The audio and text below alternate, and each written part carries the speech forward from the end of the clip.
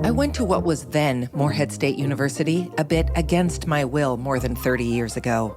My mother had graduated from there the week after I graduated from high school, and it was 3 blocks from our house. I dreamed of going far away to a glamorous school, but that wasn't to be. And eventually, I fell in love with my time on that campus and hold my time in the theater department as my most valuable degree. Now, all these years later, I serve on the MSUM Foundation Board. And of course, Dr. Mary has made his career there as a biology professor and now chair of the School of Science. In my time as the CEO of a local nonprofit and now on the foundation, I've been fortunate to spend time with the past 2 presidents. President Tim Downs has revealed himself to be a bit of a rainmaker in a time when higher ed is under pretty constant attack from multiple sides, and the liberal arts are often seen as superfluous. Here's what it is. Everything I just said earlier. Think, write, communicate, understand the world, history, economics, literature, culture, language, all that integrates into someone that is a learned person who can then decipher through all that we're experiencing at any point in time and hopefully cultivate and lead groups and individuals themselves or their families to make good decisions, to be judicious, to be maybe civics minded, for example. So we understand there's 3 parts of government, and it should be like a 3-legged stool so it stays balanced and we work together, and somebody may start legislation and then somebody may determine that it's not legally defensible, and then somebody may refuse to sign the final bill that maybe got through the House and the Senate. That is the type of things that we have to be doing, and we have to keep doing and keep talking about ad nauseum so we don't lose our way. And that's why higher education is a more difficult place to be than it's ever been. Welcome to Brave Middle Ground, where curiosity meets courage. I'm Dana Del Val, and here we're exploring the spaces between isolation and connection, division and unity. We'll reclaim the middle ground, one brave step at a time, starting right now. President Tim Downs, welcome to Brave Middle Ground. Oh, thank you. Great to see you, Dana. I'm so happy that you said yes, and you may have the busiest schedule of almost anyone I know, so I appreciate that you and your secretary helped me find a good time, particularly this close to the end of the semester for you. Yeah, this time of year, it's probably like a 3-ring circus. There's something going on from 7:30 in the morning till sometimes 8 or 9 o'clock at night. Yeah. And sometimes, like, I was here for 4 hours on Saturday and about an hour and a half on Sundays, but that's just part of the drill. You know that it's coming every year, and you just have to, eat a lot of vitamin B and those little bit chewables. Uh-huh. And I get a caffeine with 3 shots of espresso in the morning. So, oh my gosh. It's giddy up, let's go. Yeah, well, when I was an adjunct professor at MSUM, my favorite thing about teaching was one of my favorite things about school, which was if something's terrible, you only have to do it for 17 weeks and then it comes to a close and you start up on something brand new. When I went into the real world after a lifetime of education, I thought, when does all this end? And Right. It kind of doesn't. That school rhythm really stays with you. Yeah, it does. And, when I was a faculty member, there were terms that were just awesome. Every class went as planned or even better. And then there was one term in particular that if I was a school bus, it had no wheels on it. It was just awful for everyone. In fact, at the end of the semester, I apologized to my students. Oh. I said, it was one class in particular, so I just acted like it was all of them. But this one class was just awful. So finally one day I walked into class. It was a Thursday, and I'd had probably the worst lecture I'd ever had in my whole lifetime on Tuesday. And I looked at the students and I said, I really stunk up the joint on Tuesday. And the students that were my advisees that knew me really well, they looked up and went, "Yep, you sure did." Yeah. And then we all laughed. And then I said, okay, so here's what we're going to do. We're going to kind of go over it again, and hopefully I don't stink up the joint. And then we'll kind of get back on track, and then we'll move forward. And again, they all laughed, and it worked out fine.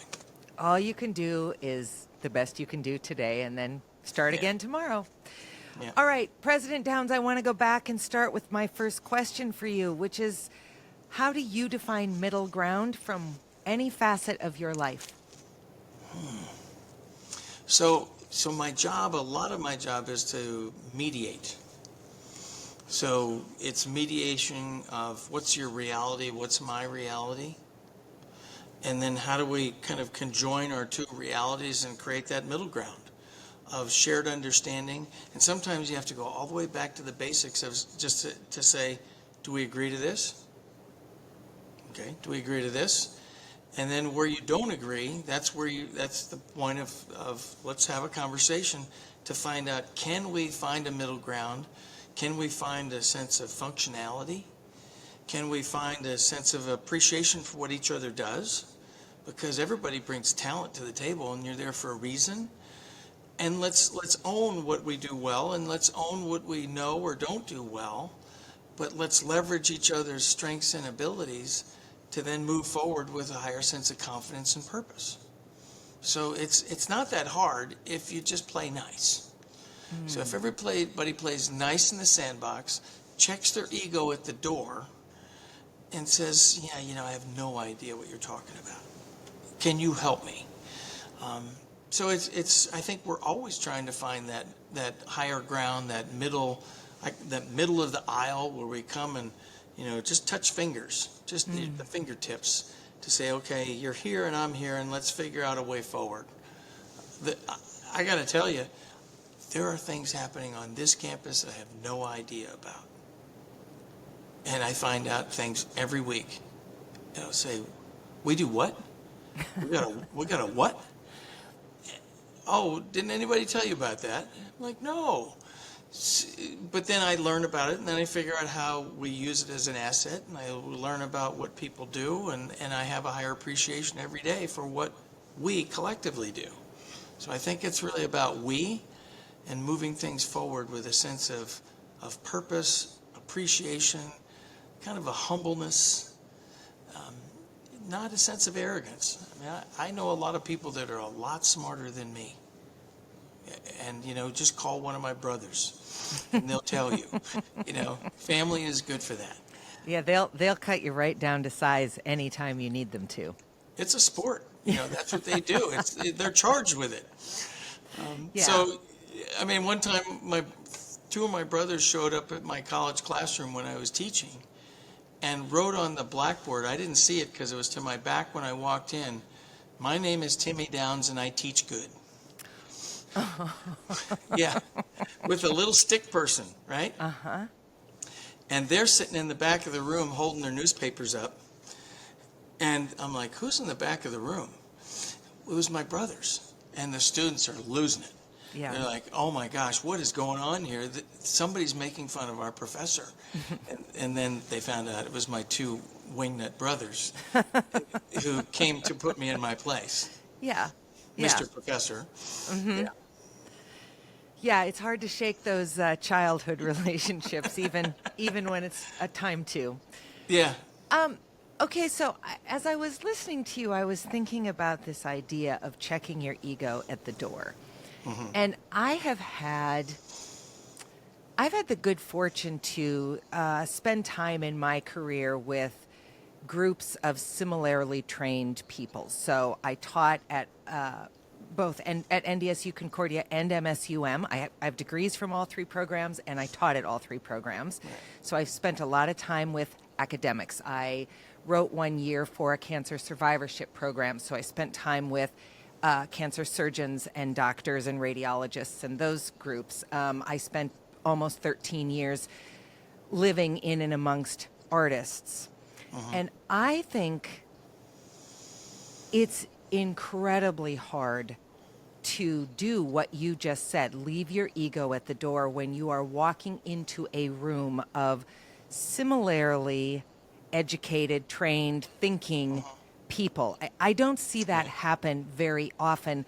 Certainly, I'm not seeing it happen from a political standpoint, and we don't need to go into the politics of it. But what I'm interested in is, as the leader of a large institution like a university, how do you encourage faculty to come to the table with their considerable education experience, thought process, all those things? How do you encourage them to come to the table and yet still check their ego at the door? Because it is so counterproductive to show up and sort of throw your education, throw your degrees, throw your this and that around when everybody else at the table has the same thing.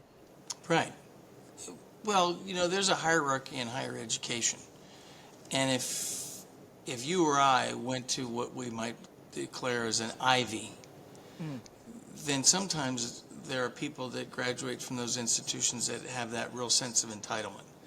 That just because they went to that institution that has this rich tradition of graduating people who become presidents of the United States and CEOs of corporations and all that therefore, just by the fact that they went there, they've subsumed and they've soaked all this knowledge and greatness into their pores, and they are just as great as those who came before them. Well, I've challenged those people and I've said, not so much. And it doesn't go well at first because, how dare you call me out? So sometimes you have to just call people out. But then compliment on here's why you're here, because you're an expert in this. And I need your knowledge on that. But in the meantime, I need you to be a colleague. So one of my big areas of learning and instruction and research is group dynamics. So every group is different. If you and I are a member of a group that's setting up some sort of community project, and there's 5 of us, and then one of us leaves the group, maybe moves out of the community, now we have to replace somebody, that's a whole new group. Because each of us has to now learn who this person is and who this 5th wheel is, and how do we work with that person, how do we understand that person, what knowledge do they have to bring to the table, how do we leverage them and their intellectual capabilities. So when I get to really difficult meetings, I might have just had one this morning, in fact, that I said, look, we around this table are collectively, we're designated as the team that has to manage all this. From the day they are recruited to the day they say yes, to the day they move into the campus, to the day that they graduate. It's a cradle to grave operation, and you really want to never let go of them as an alum, a potential graduate student. I said, so we have to work together. And then I framed for them everything that we're trying to do as a university and everything that I need from every one of them in order for this all to work. And at one point we were talking about this aspect of the institution. I said, I have no idea about that, but you do. And that's why you're in the room. So everybody's an asset. Everybody's an intellectual, part of your intellectual capital. If you could look at it almost like as a portfolio of knowledge. And you have to leverage that knowledge. And we all need to say, I have no idea. And it's okay to be totally uninformed about something. We get into these positions and you say, oh, well, I have a PhD. Well, no, all that means is you have a very narrow band of knowledge that goes very high, but the bandwidth is very narrow. If you're looking at a frequency bandwidth, it's really tiny. It's like one speck on the dial of the old radio dials. So great, we've got depth, but how much breadth do we have? The breadth is the individuals that you add to the conversation. So you need breadth and depth.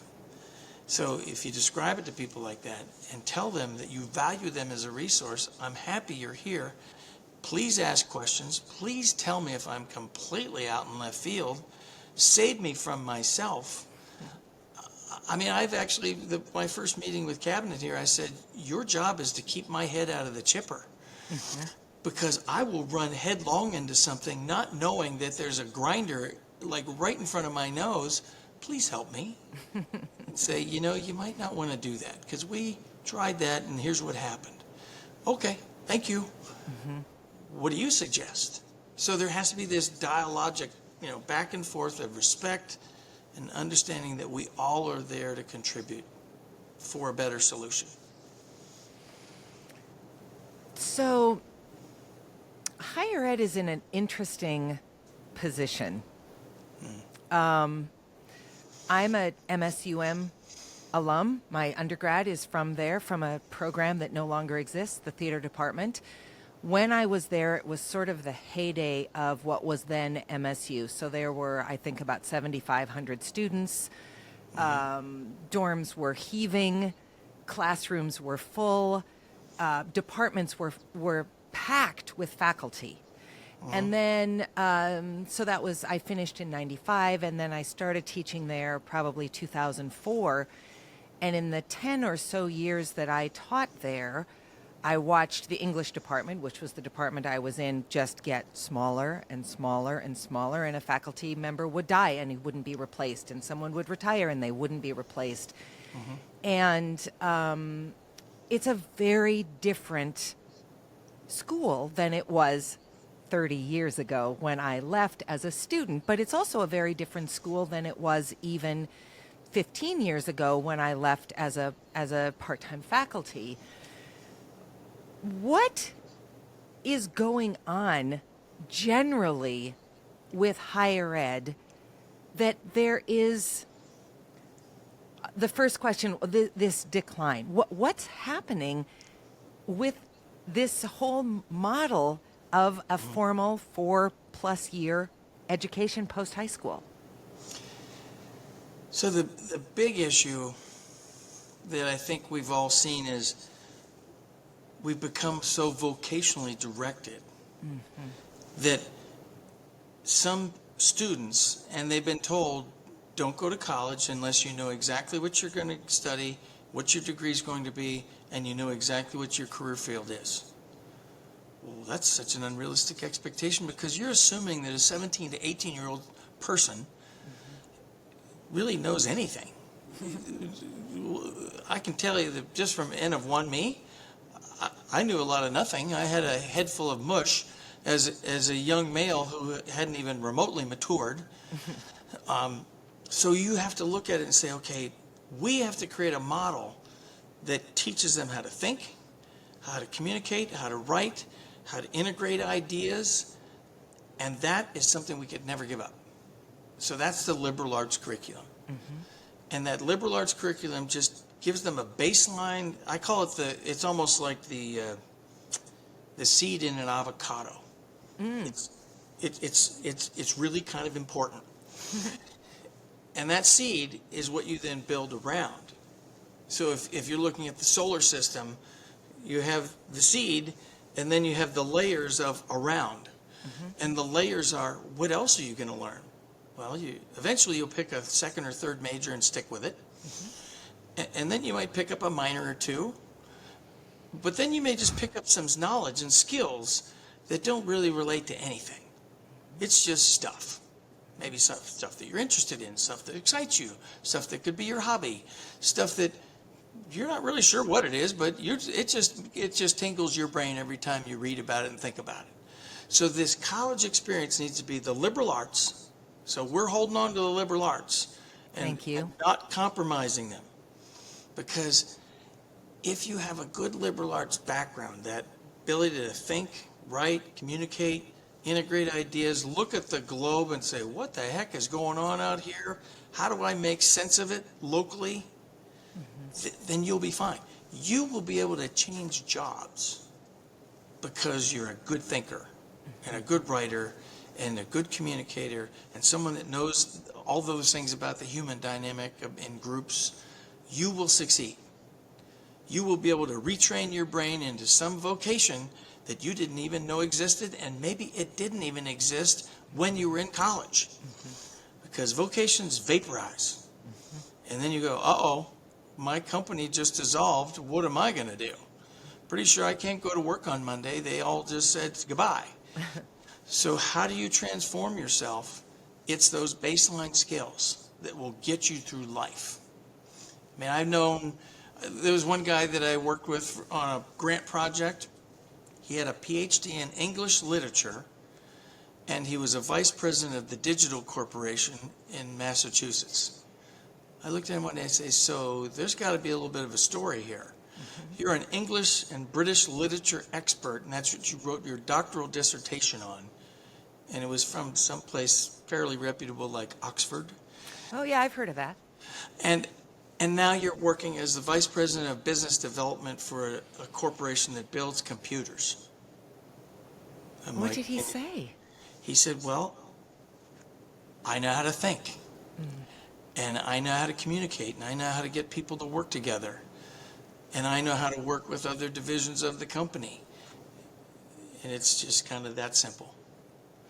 I said, okay. So we have to hold on to the core and not become hyper-vocational, but allow the vocational tracks to be there while we're still sustaining things. So you'll be excited about this.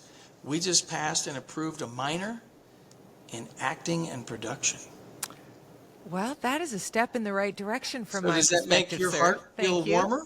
It does. Well, so, but it wasn't me. I went and talked to some faculty and said, I like the performance dimension. I'm a communication person, which kind of has a performance dimension. Now, I am not a thespian. No, nor do I project to be one. But I know the communication and the performance dimension is important in life. When you're presenting ideas, it's kind of presentation skills. It's communication skills, whether you're at that professional acting level or you have any interest or not, that's kind of up to you. But we realized, and the faculty got together and said, we think we can reinvent it and build it back out in a way that makes sense for us, and we hope for the students, and build an enterprise back that makes some sense. So that's what the faculty are charged with doing, and I'm really proud that they did.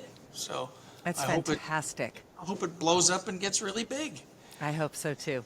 I hope so too. It's such a loss for that institution to have no theater program, not just because it's my alum program, but because it was such a pillar in this community.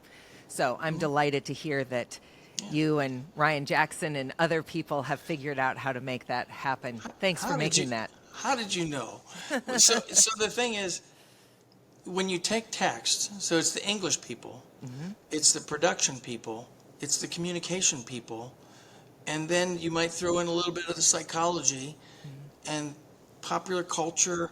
There's 5 or 10 disciplines that are going to train someone's brain to be that really good communicator, somebody that's intentional, that understands the performance dimension. It's the educators. The School of Education does this. They teach you how to teach. That's performance. Yes, it is. Classroom is performance. So it's here, but it's in pieces, and now we can start to integrate it together and say, in a different way, it's back. Yeah. I've said my entire adult life that my theater degree is hands down the best degree I earned of my 3. And you better believe at no point during getting that degree did either of my parents ever say to me, boy, this just really feels like you're going to land a huge job when you get done with this degree. But the skills that I learned, my ability to think on my feet, to adapt, to listen, to respond, to play a character, to be in community, to think independently, all of those things. The same things we say you learn on a football field, you learn on a stage. It's just you're probably not going to get a traumatic brain injury. Right, which is a good thing. Because Yes. that's why I quit playing football. Yes. So my dad was a marketing management major, went to post-World War II, University of Missouri, and then he was in sales. Okay. And he kept saying to me, what do you do with a communication degree? Don't you know how to talk? These smart aleck comments. And what are you going to do with that? And then I started to explain it to him. Finally, I have my doctorate. I'm a dean of a college. And then he finally admitted to me this kind of worked out. Ah. Well, I'm glad he was around for that. That was a nice payoff. It That's was a the moment. long game. Yeah, it was a moment. But for a longest time, he kept saying, so what are you doing? Come on. You should just go into business. And I almost did twice. I almost quit grad school, and I had a series of interviews with a big printing company, but I kept saying, no, I'm still not done with higher ed. So here I am. Well, I think it's probably going to work out for you. I think you can probably trust it now. I think it's stuck. I think I'm going to hang Yeah. out and just see how this plays out. Yeah. So I was interested in doing a little bit of research about you, that you have a pattern from what I could tell. You walk into a new institution and suddenly freshman classes start to grow and retention starts to happen and energy starts to build outside of the walls of the campus. And I'm wondering what that is for you, because I'm seeing it happen at MSUM. Just for the audience's perspective, I'm a member of the MSUM Foundation Board, so I get some insight knowledge, but not a ton more than your average person in the community.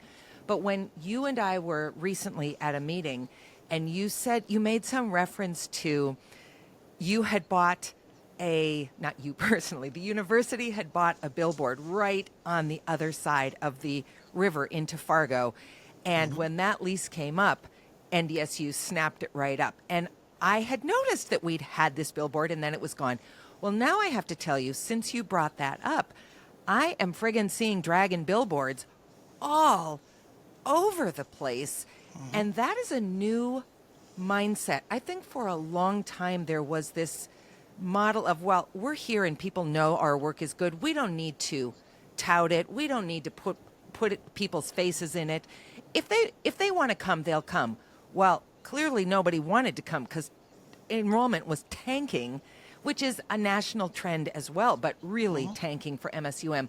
What are you doing that you are kind of this rainmaker with students? Well, it's a team effort. So when I came in, I interviewed and I saw it was a place that had gotten too quiet. To your point, you can't be quiet if you're in any business these days.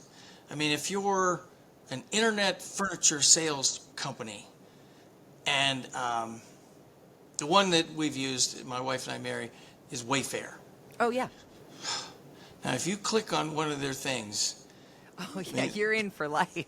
Yeah, it's like a giant octopus. It's all over you. Yeah. And there's suction cups on your face, and they're not going away. Okay? So what we have to be as a university is we have to be telling our story about how awesome we are. So when I interviewed, I told people, I said, this place has gotten too quiet. The enrollments are dropping because some people don't know you're here, because I could say you instead of we. Yep. Since I got here, I said the same thing. And we have rebranded ourselves. In fact, on, I believe it's tomorrow, we're announcing our new branding guide on campus. I heard that a new brand is coming. Yes. Now, it's nothing radical, but how you use your brand and how you make your brand come to life and how you tell your story and how you almost get obnoxiously aggressive. That's the way you stand out in the field. Yeah. Because it's a crowded space. And it's not just us, it's all the institutions in the region, it's everybody. You're competing. So my belief, and this started when I was a dean starting in, a while ago, over 20 years ago, and I went to an Academy of Marketing Association conference, and I was trying to figure out, because I was at a place called Emporia State University, and our graduate programs were dying, and I was charged with making them larger. So I took it on as, this is a marketing issue. It's creating an identity, creating a demand for your programs, because people perceive the value of your institution as really high. Now, the people that knew Moorhead knew it was really high. And we hadn't really compromised that. But it had gotten smaller because we hadn't been aggressive to tell the story and say why you should come visit. So I've used this other places, so I've kind of refined my skills, but I also have to rely on the people in admissions, people from the region, people that know the students, because I'm not from around here. And then we hired a new vice president who is ramping this whole thing up, Dr. Trainer. He's just doing a killer job, but he's got everybody starting to pull on the rope. So when anybody comes onto this campus, they are swooned upon and just like, hi, welcome to campus. You're here visiting? So what are you here for? I mean, I'll just stop mid-sentence and I'll just start talking to them. Yeah. And they're looking at me like, who's this weirdo talking to me? And I'm like, oh, by the way, I'm the president of the university, and I wanted to personally welcome you to campus. Well, their face changes then. Yeah. And everybody's starting to do this. So we're getting infectious. I mean, when I bought a new car when I got here, and obviously it's red. Obviously. I'm getting the person at the dealership to show me all the things, all the buttons and what they do. And she goes, oh, why did you move her? And I told her why, and she goes, where's that? What? I said, excuse me? I said, Minnesota State University, Moorhead. She goes, where's that? I'm like, how long have you lived here? She said, 20 years. What? Yeah, I didn't think that was possible. Oh my gosh. And it I'm may be shocked by that. It may be the biggest anomaly that we'll ever find. I may have found the total outlier of all outliers, but it shook me to the core. And I said, okay, now I know. Yeah. And we're just going to assume that that's the baseline or that's the midpoint of perception. And we're going to drag everybody's brain into our screen, and they're going to look at us. They're going to see us. They're going to know us. They're going to know why we're here. They're going to know why we're a community partner. They're going to know why you should, if all else, just come visit to have a benchmark to decide that's where I don't want to go. Sure. It's kind of a tricky little strategy. Just come to see if we're not the one. Yeah. And then they come and they go, wait a minute, you might be the one. I'm like, I know. That's why I invited you. You've got to use a little trickery. It's a little rope-a-dope. Yes. The Moorhead Scholars Program. Yeah. I mean, we found a way to make this work. Right now, we've got twice the number of people that we've coming from Moorhead High from last year. Well, that's Incredible. not an accident. No. And when they stay, they may bring a friend. And that one may not be on the Moorhead Scholars. So it levels itself off in terms of revenue, but we're building up the institution. And as we do this, I was down at St. Paul talking to the House Committee on Higher Ed, and people from Winona, one of the representatives from Winona came up to me and goes, so tell me about this Moorhead Scholars thing. It's a statewide buzz. What the heck are they doing? And that means that we're in their head. And I call it rent-free. So just for the audience, Moorhead Scholars means if you graduate from Moorhead High School with a 3.0 GPA, is that what it is? 3.0, you go to MSUM for free. You must have to pay housing and books, but your tuition is free. Tuition is free. You pay fees. Okay. And you pay, if you live on campus and books and food and all that. Incredible. We're doubling the size of our class that comes out of Moorhead High. The day it was announced, 3 other school districts contacted the superintendent of Moorhead and say, how did you do that? And how can I be a part of that? Wow. Well, then we redirected them to Dr. Trainer, and we're working with them. The community of Alexandria contacted me personally. I had a phone call with them. I said, I can't give it to everybody, but what you need to do is you need to go out and talk to your community and your community foundation, which they have. And I said, see if they will cover that gap between what the Minnesota Promise pays, what's the Minnesota North Star Promise, all that, and we'll get them here. So we've got to work together to intentionally land these students at a place where they will be a better fit, where they will grow and develop. An institution our size is perfect. Yeah. For people from smaller towns that haven't been, living in the big city. We are the perfect transition to wherever they choose to go after they graduate from college. We're the training ground. We're the finishing school. And we do an awesome job. So it's getting that energy out in the community. People go, well, I think that kind of makes sense. Well, yeah, so when are you coming to visit? You have to ask for the sale. Now, that's one thing my dad taught me. Yep. My wife, Mary, was a nationally ranked salesperson in pharmaceuticals and medical supplies. She said, if you don't ask for the sale, then they're not going to give it to you. Right. Absolutely. I said all the time when I ran the nonprofit I ran, if you can take the no, you can make the ask. Because if Yeah. you don't make the ask, it's a guaranteed no. Yeah. Or is that no, or is that no, not right now? Right. Yeah. So Yep. you have to be tenacious. Yes. And Yeah. you'll get more people just because you're a little bit tenacious, maybe a little brash, maybe a little arrogant, but it's really building around the core of confidence. We are confident that you will have a great experience here as a student. You will learn, you will develop as a human to become that high functioning young adult. And we tell these stories and people say, we should go visit. I'm like, yeah, you should. So it's about confidence. And the other thing that happened that's awesome is the campus has more confidence in itself now, Yes. Yeah.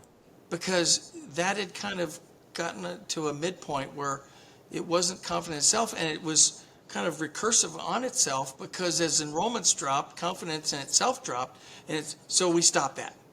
And now we're building that back up. So people are saying, no, you should come here. We're pretty darn good. In fact, we're really good. And have that edge of confidence. And that makes people say, either they're really obnoxious and crazy, or maybe they're pretty good. Yeah. So it's working.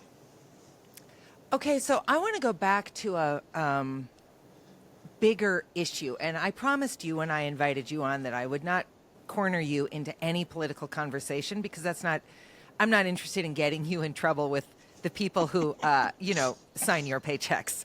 Yeah. But I think there is a real crisis at the higher ed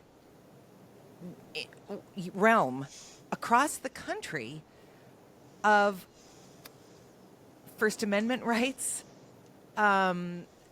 There's this cancel culture, which is, ebbs and flows. There's some places that are seen as too liberal, and so a conservative speaker isn't welcome. Some places are too conservative, and so a liberal speaker isn't welcome. Students are, in some cases, kind of the tail wagging the dog, and in other cases, students are afraid to speak out because of repercussions.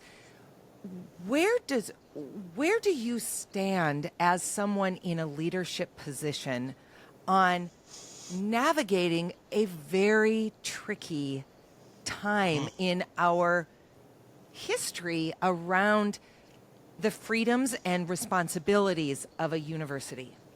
Yeah. Well, we talk about this in the system. So there's 33 presidents, there's chancellor and all the vice chancellors, and so we'll get in a room and we'll talk about these things. And the reality is there's a lot of misinformation out there of what is education. So we need to remind people that, no, that's not true. I'm not here to be indoctrinal to anybody.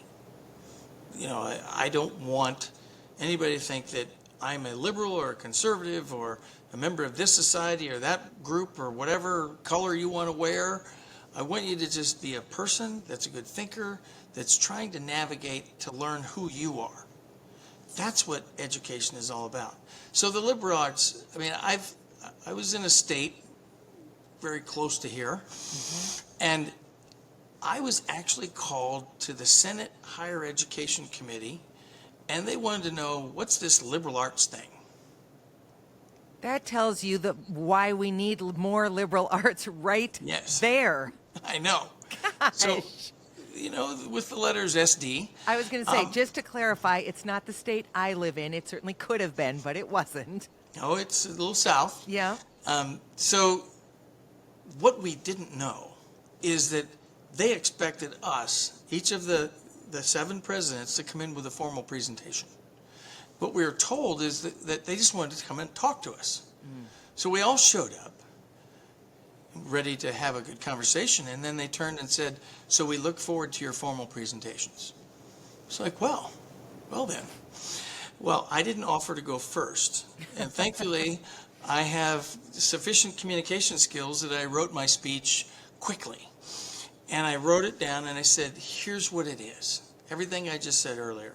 Think, write, communicate, understand the world, history, economics, literature, culture, language, all that integrates into someone that is a learned person who can then decipher through all that we're experiencing at any point in time and hopefully cultivate and lead groups and individuals themselves or their families to make good decisions, to be judicious, to be maybe civics minded, for example, so we understand there's three parts of government. And it should be like a three-legged stool so it stays balanced and we work together, and somebody may start legislation and then somebody may determine that it's not legally defensible, and then somebody may refuse to sign the final bill that maybe got through the House and the Senate. That is the type of things that we have to be doing, and we have to keep doing and keep talking about ad nauseum so we don't lose our way. And that's why higher education is a more difficult place to be than it's ever been. It's almost like we're defending the basic premises of man and woman and people need food and air to survive. So we've got to stay true to what we do. We have to remind people, for example, a theory does not change the world. It is a point of knowledge. So in this same state and in other states like Florida, they have gone in and said, you can no longer teach critical race theory.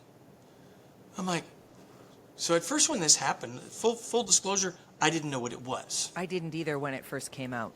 I'm like, what is that? And I have a PhD in the social sciences, but I don't know, what is that? So I went and read, and I went, oh, okay. So I see how the theory has been used and maybe misused to create itself as a weapon to challenge all the hierarchies and traditions of government. I see that. But, you know, that's one interpretation and use of the theory. It doesn't mean the whole theory is bad. And guess what? Even if it's the worst theory that you could have ever concocted, it does, all of its premises and its axiom and its theoretical paradigms are wrong. It's a theory that you can use and say, well, let me tell you why it's wrong. It's a point of knowledge that you use as a baseline, maybe to say that's the worst theory that anyone could have ever concocted. And maybe it's not. Maybe it's the best. I don't know. But as soon as we start saying you can't teach this theoretical paradigm, then one of the examples I use is, what are the political scientists going to teach? Are we going to stop teaching Marxism? We're going to stop teaching about communism? Are we going to stop teaching about socialism? You can just go all the way down this continuum, however you want to build your continuum of different types of philosophical frameworks for government and politics. And I said, finally one day, I just said, in fact, I said it to this South Dakota legislative group, a class in political science might only be 1 week. Yeah. Because you're only teaching one dimension. When in fact, there are others that we can learn from. And then use as a point of comparison, a benchmark, to then say, you know, parts of this might have some viability under these circumstances, and parts of them don't. But we, as society, need to pick and then be consistent with how we implement and how we do what we do.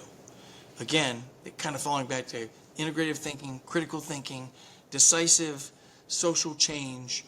So all these things. So yeah, I get kind of worked up because we, as society, collectively are charged with saying, wait a minute, time out. No, we cannot marginalize voices, because if you watched Scott Pelley, his last comment on 60 Minutes this past weekend. I just saw it. It was incredible. I sat there with the largest chill going down my spine. I did too. I mean, I thought I was in a freezer box. Yeah. To think that the federal government has said a merger between two media companies can only transpire if. Now, what I don't know yet, because it hasn't been really publicized, what was the if? But back to your original question, the freedoms. The freedom of the press means the press is free. And as a government entity, local, state, federal, you pick, they have freedoms. And as soon as we barter away freedoms, then we've destroyed the basis of our Constitution that our forefathers built. And they admitted it was imperfect. It is. That's why you have things like the Bill of Rights. Right. That's why you have things like legislation, because we learn as we go. But the reality is, we've got to lean hard into this and say, are you sure that that's where our country should go? Let's talk about that. Let's not blindly follow whomever or whatever as if everything will be fine. Because then you get down 5, 10 years later and you go, wait a minute. Did I miss something? Because all these freedoms are gone. So that's how so in my brain, this is how I deal with this as Tim Downs, human, citizen. Do I go out in the public and have a conniption? Well, I'm trying not for the institution to get called into question for what we do because I came out and said, well, did you think about that? Yeah. But I would like us all to think about that, and let's really lean into that so we can intentionally, manage our country. So when we hand it, one of the reasons why I'm an educator is I want to do a good job preparing the next generation to run our country. Yeah. So I can retire. Yes. Someday, sit on my front porch and not worry that they're going to screw it up. Yeah. Because they didn't learn how to think. Right. They didn't learn how to communicate. They didn't learn how to debate. So it's all those things. And it's a messy space that we're in right now. A lot of our freedoms and our premises of who we are as a country are being challenged. And I think it's going to get real interesting. So this question may be more specific than you want to answer. We can just skip over it if it is. But this conversation won't air until the fall, but we're having it in the spring. And Harvard just yesterday changed their Office of DEI to community and something else, a much more generic term, after coming into substantial conflict with the current administration. You have a DEI program. You live in Minnesota. Minnesota is an infinitely liberal state on the whole, not entirely, but on the whole. What does someone do in the face of a $2 billion, I'm going to hold this money over your head, despite being the richest and in many ways most important university we have in the country? What should they be doing? Do you have any thoughts on that you're willing to share? And if you aren't, like I said, we'll skip over it. Well, so what we're looking at is we make a promise to our students, because I can't speak for Harvard. I could only imagine the circumstances that they're in and the debates they're in, and it's a messy space. I'll just leave it at that. Yeah. So, but for us, our mission, our vision, our strategic initiatives are all about every student that wants to come here. As soon as you're admitted, then you belong. So it's more of a psychology. Admitted, belong. Now, how do we set you up for success? How do we create all the support safety nets for you? How do we talk to you? How do we make sure, whether you're from across the globe or across the state or somewhere in between, that you feel supported? So as you feel supported, you'll succeed. It's a basic premise. Support and feeling of support, asking for help, being an engaged learner that's trying to develop themselves, because I can't do it for them, then you'll be okay. But when we look at diversity, those 3 letters, DEI, have almost become a dirty word in some people's minds. And it's like, when did that happen? 5 years ago, everyone held it up and said, look at that, that's awesome. Everybody got on the DEI train, including major corporations that have vice presidents of diversity. So now what are they going to do? I'll leave that in the parking lot. But for us, we're leaning into how do we manage our students and the life of the student, and letting them know as soon as you're admitted, you're part of our learning community. And what that means is we will do everything humanly possible to support you. And some of our students, we are not Harvard. Harvard, if it's a student that is from a really challenged, economically challenged family, Harvard has the capacity to say, you don't have to pay tuition because we've got, I don't even know how many billions in Yeah, like their endowment. 17 billion or some unbelievable number. It's a lot of zeros. Yeah, a lot. So they can take a whole bunch of their students, probably a quarter of their student population, and say, you don't have to pay tuition. We want you here, so therefore, you have to pay for your residence halls.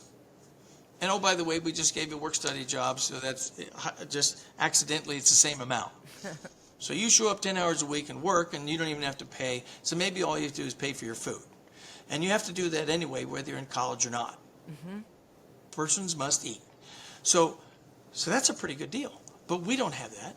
But the psychology is, whatever we call it, that group, that space, those positions, it's all about the belonging, support, and student success. So we're leaning hard into that. The commitment, the philosophical commitment. If you are here, what can we do to help you succeed? You have to ask for help. We will do everything humanly possible. I will not take your test for you. In some areas, you probably wouldn't want me to take your test for you. Do not put me in that calculus class. Oh, not man. going to end well. Me neither. So let's understand that, and we can reframe it, and leaning away from the 3 dirty letters, but still doing the same thing. So we're doing that. And it's going to be okay, because you don't have to rely upon those 3 letters to frame what you're doing. You just do what you do because it's your mission. It's the core of your existence. It's your philosophy. We'll end up in the same place. Students that are here, they're happy and they're succeeding, and they graduate. So we're leaning more into that. So I appreciate that, and I hear what you're saying, and I wonder, what is the and you can't possibly know this. It's more just a query, but what is the psychological impact if you are someone who would have fallen under the DEI umbrella, either because of gender or sexuality or race or a myriad of areas? And we've just kind of universally collapsed saying we're here. Now, I get you're not collapsing it, but there is a difference. I mean, when someone says to me, well, you understand that mankind represents everyone, you know what I have to say to that? Screw you. It sure does not. I am not a man. No. Mankind does not encompass anyone but men. Yeah. So if we're a place that says everyone belongs, but we can't talk about differences, which I'm not saying MSUM is saying, but just in general, at the corporate level, at the university level, at the K-12 level, if we are unwilling to stand up and say, you know what, this does matter, where does that leave us societally?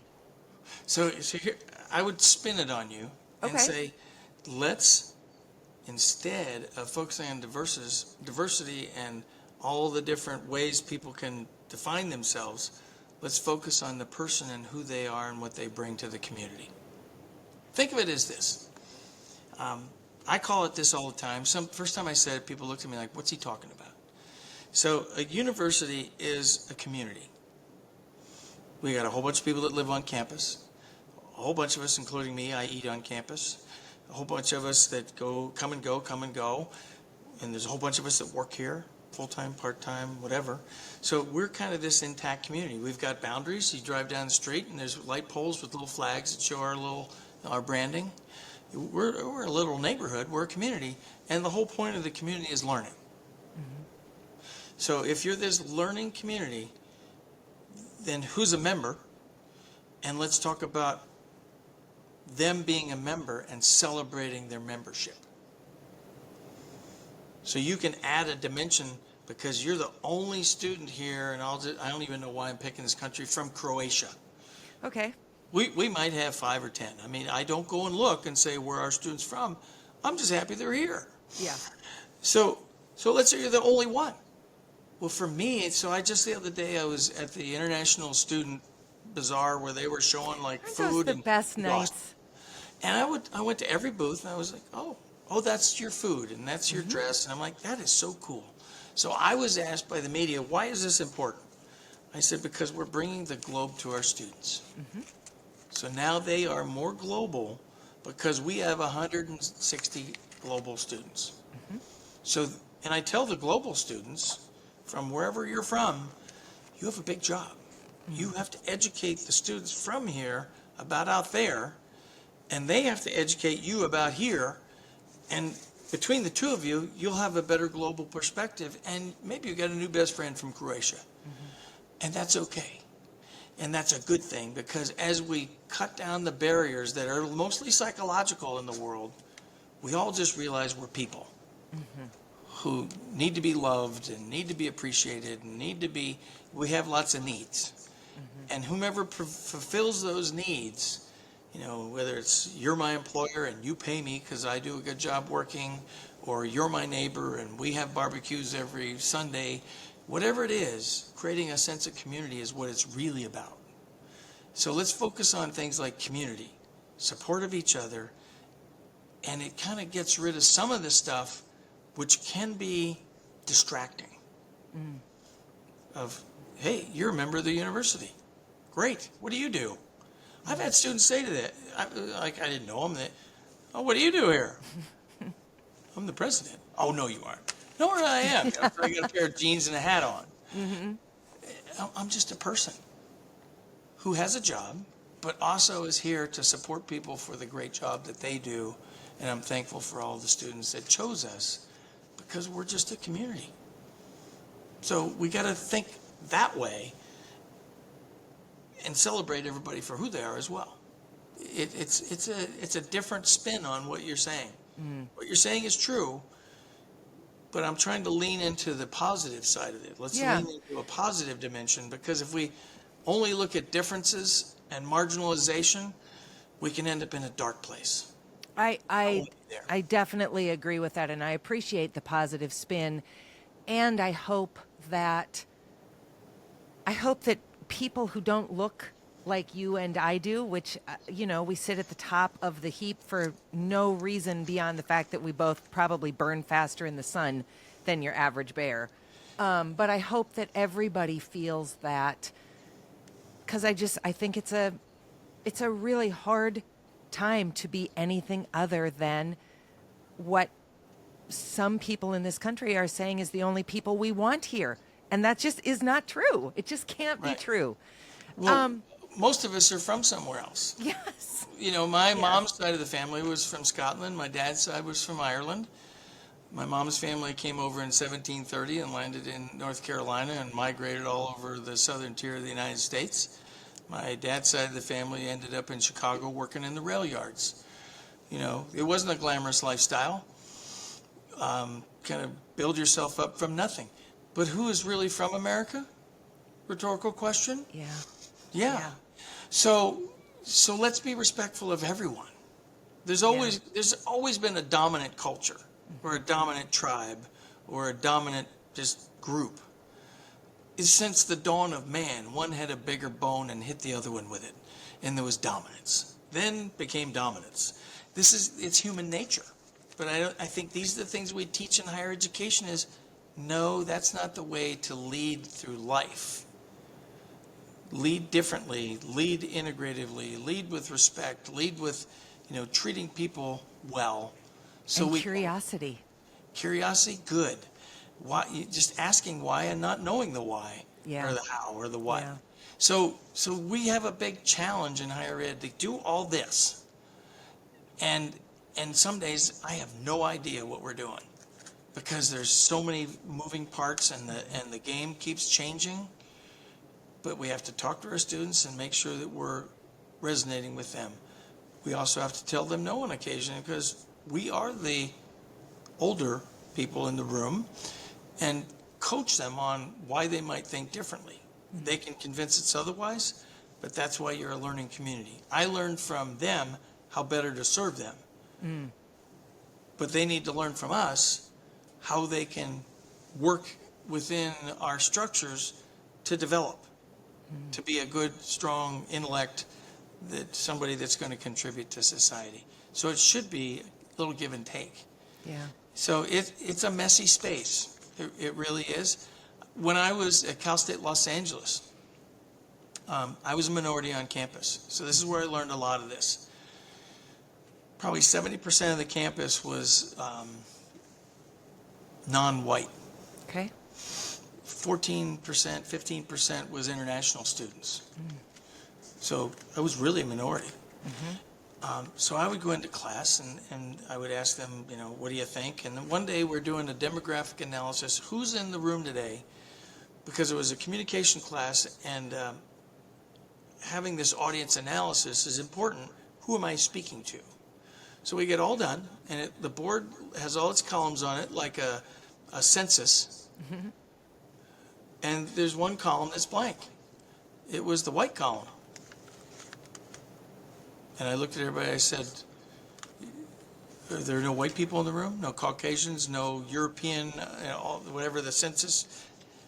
And this one young woman who was Hispanic looked at me and she said, no, just you, gringo.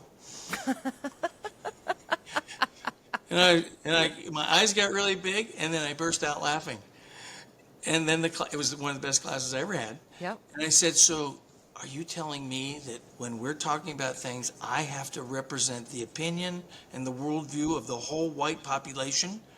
And she goes, yeah, welcome to my world. And I said, oh my God. I said, I will never forget this. And at first, nobody laughed. And then I laughed, and then they all laughed. Because they thought, oh, this is going to end poorly. It was one of the most valuable lessons I've ever had. Because it was just phenomenal. I only taught international students freshman English. It was a regular freshman English class, but it was all international kids. So I was almost always the only professor who really knew them, because it was a small class and they were in these other large lecture classes. And it was definitely the only class where they were not alone in their internationalness. And so I was often the only white person in the room as well. And it was such profound learning for me, semester after semester.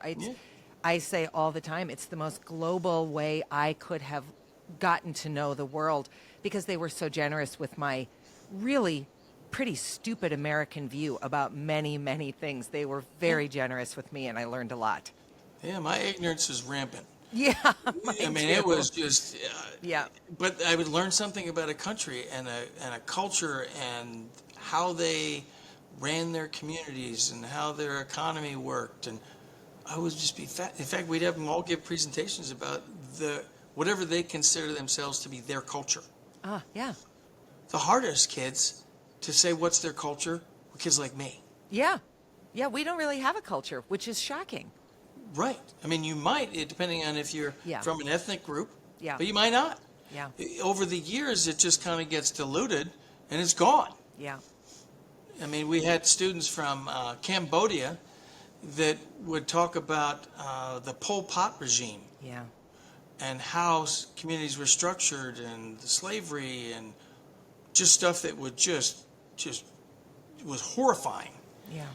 But then what they would also do is they would tell us stories about how the verbal narrative, the storytelling, is what held their culture together over decades and centuries. Yeah.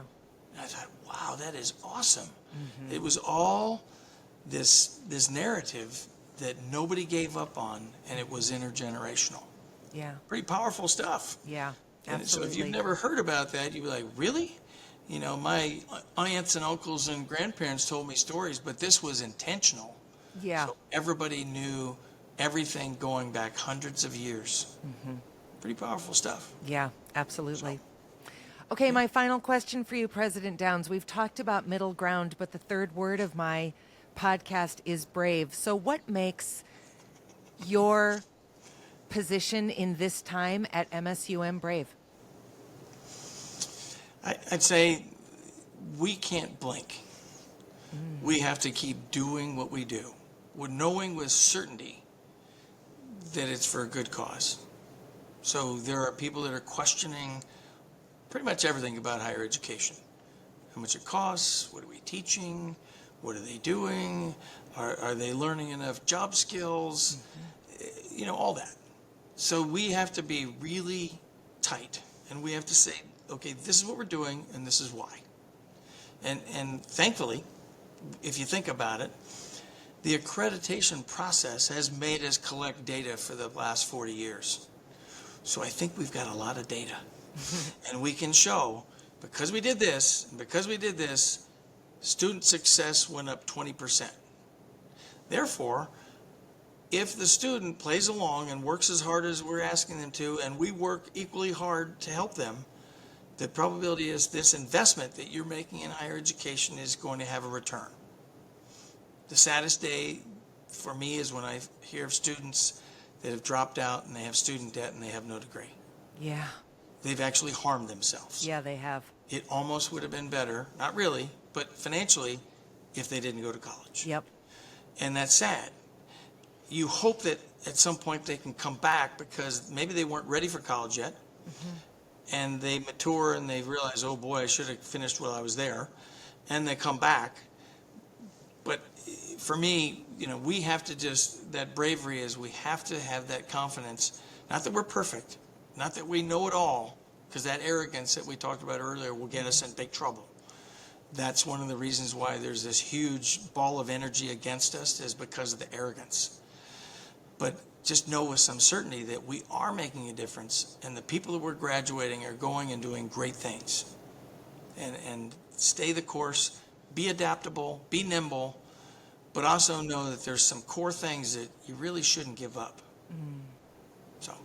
Well, this has been a really, really interesting conversation. I appreciate your candor. I appreciate your bravery, having a few questions that could have gotten a little hairy. You managed them beautifully, and I appreciate that tremendously. Yeah, Dr. Downs, have an excellent end of your spring semester. To everyone else, we'll talk soon.